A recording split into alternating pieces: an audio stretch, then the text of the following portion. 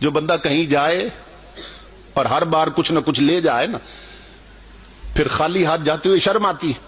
تو وہ سوچنے لگا کہ ہر سال لنگی پیش کرتا تھا، تو اس سال غریبی بہت ہے، تنگ دستی ہے، تو لنگی بھی نہیں خرید سکا، تو کیسے جاؤں گا حضرت کے سامنے.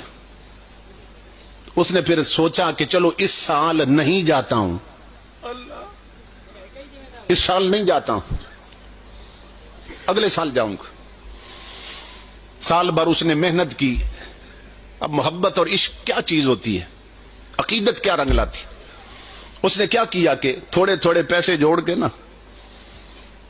اگلے سال کا انتظار ہونے لگا، اور اس نے جب وہ وقت آیا تو 2 لنگیاں خرید لی. کہنے لگا اب تو شرمندگی نہیں ہوگی، پچھلے سال کی قضا بھی ہو گئی، وہ بھی ادا کر کے جا رہا ہوں. تو 2 لنگیاں خرید لی اس نے. لنگی سمجھتے ہیں نا؟